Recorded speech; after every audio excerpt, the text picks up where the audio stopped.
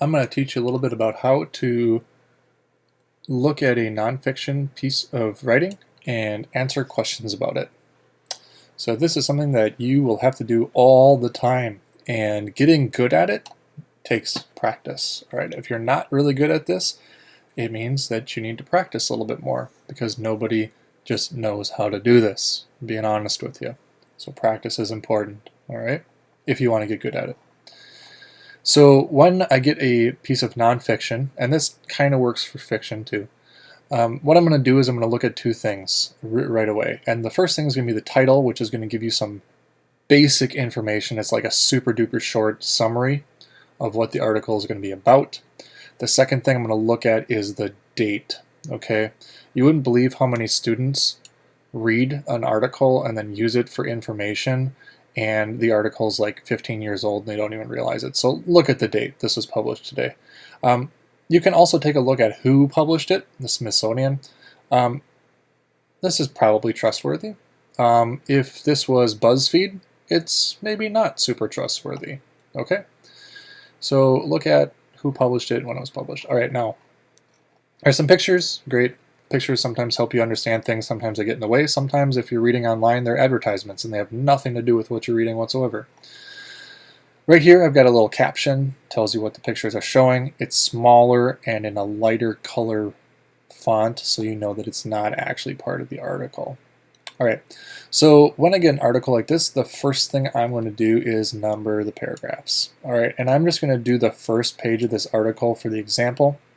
And on the first page I've got 3 paragraphs, okay? And just so you know, a paragraph is a chunk of writing that is sometimes separated by extra spaces. Sometimes, especially in fiction, the paragraphs will be separated by having an indented first line. So this first line, this first word would be moved over to about here. All right. Anyway, so I've numbered the paragraphs. Wow, I'm going to make that a 3. Okay. The next thing I'm going to do is I'm going to read it, and the goal of this first reading is to be as smooth as you can. All right, this is not a great time to take long breaks to look up what words mean. Instead of doing that, we're just going to underline the words that we get to that are difficult to understand, or maybe you don't understand them at all. Okay, so I'm going to go through and read it, and as I read it, I'm going to underline some things that I don't really know. Okay, so April 22nd was the 50th anniversary of Earth Day. I don't know what that is. It's a day for learning about the environment and the planet. Oh, I guess I know what that is now. However, it was harder to celebrate Earth Day this year. Many families had to stay home to help stop the spread of coronavirus. What's that? The virus can make people very sick. Staying home helps keep it from spreading. LEGO created a week of creative challenges for Earth Day. LEGO worked with NASA for one of the challenges. It was called the Build a Planet Challenge. NASA and LEGO hope the challenge will inspire families to celebrate Earth Day at home. Paragraph 2. Kids and families had to make planets with Legos and share photos of their planets online. NASA shared their photos too. NASA is the U.S. space agency. LEGO and NASA hope the challenge will keep kids learning while they play at home. Earthlings assemble, NASA said when they shared the challenge on Twitter. We've teamed up with LEGO to mark the 50th anniversary of Earth Day, and we have a challenge for you. Build your own planet. Share your creations using the hashtag Let's Build Together and the hashtag Earth Day at Home so we can see your masterpieces. Okay, so there's our first chunk. Now, to be honest with you, I don't know if you noticed this, but in this article, Earth Day is defined in the next sentence. So I don't have to go anywhere to figure out what that word is. And the coronavirus is also sort of defined here. It's a virus that can make people very sick, and staying home helps to keep it from spreading. Okay. So we've kind of found out what those words mean there. If you were maybe looking at other words like NASA, maybe like you don't know what anniversary means, okay, you could underline those too. Now, there's a really important thing here. Notice I'm saying underline words that you don't know what they mean, okay, and then kind of keep reading. If you get to a word that you don't know how to say, okay, let's say I get to this word down here at the bottom, and I have no idea how to say that word, it is important that you do not skip it. Okay, you need to sound the word out. Okay, don't take a guess at it. All right, sound it out. You can look at the parts of the word, recognize the parts that you may have seen in other words and how you say them in other words, and then try it out, but you must get good at sounding those words out, okay? If you skip over words that you don't know how to say, or you make up ways to say them, you're not learning how to say that word, and you're definitely not going to understand what the article is about.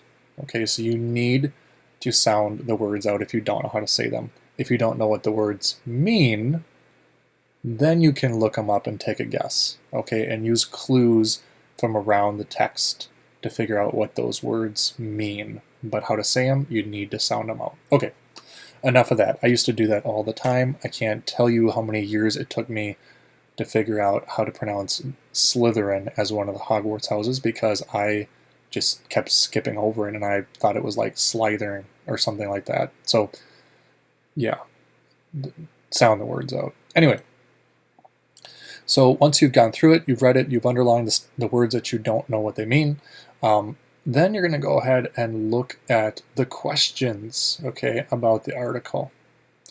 Now, if I was writing questions for this article, one of them would be, what is Earth Day? Okay, and now that you've got the paragraphs labeled and we're taking these a small chunk at a time, all right, I would be thinking, okay, I read about Earth Day in the first paragraph. I'm going to go back and look at it. Earth Day is a day for learning about the environment and the planet. Okay, cool. So I might be able to say, okay, Earth Day is a day for learning about the environment and the planet. Boom, done. Found the answer right here. And this is the important part about doing this sort of reading strategy is that when questions are asked about the text, you should be able to literally point to the answer in the text. It's like taking a test where the answers are all right there and you just have to find them, okay? That's what you're practicing doing, is just knowing where to find the answer, finding the answer, and then writing that answer down for the question. That's honestly what it is, okay? All right, once you've read a question and you've got an idea of where the answer is, you read to find that answer. You don't want to just read individual sentences. You want to maybe read the group, like I see the word Earth Day here. I'm going to read this whole sentence and maybe this whole sentence and maybe this whole sentence here. And somewhere in there I'm going to find the answer, okay? And then you can write that answer down. Oops, I keep clicking.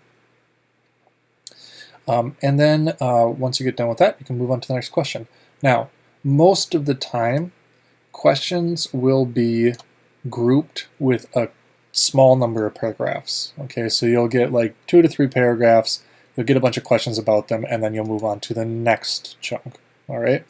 This gets more challenging as you have to read more and more before you get to the questions. Okay, if you had to read this entire article, which is 2 pages, and answer questions at the end, it's much more challenging and you have a lot more to remember than if you just have to read these first 3 paragraphs and answer questions about them and then move on to the next 3 paragraphs. Okay, here is a pro tip. Most of the time, even if all the questions are at the end, the questions go in order. Okay, so the first couple of questions will be about the beginning of the reading, the next couple will be about the middle, and the last questions will be about the end and the overall idea of the article, okay? So even if it doesn't take a break to ask you questions after just like 2 or 3 paragraphs, all right, and the questions are all at the end, you can still use this technique by reading a chunk or a section at a time, answering the questions about that chunk, and then moving on to the next one, okay? All right, that's your little lesson on how to get information out of a nonfiction reading. I am not a reading teacher, but I do have to do a ton of reading to be good at my job, and I had to do a lot of reading in school. And these are some of the tips that I thought were important. I hope you're staying safe. I hope your family's doing okay. Have a great rest of your day, kids.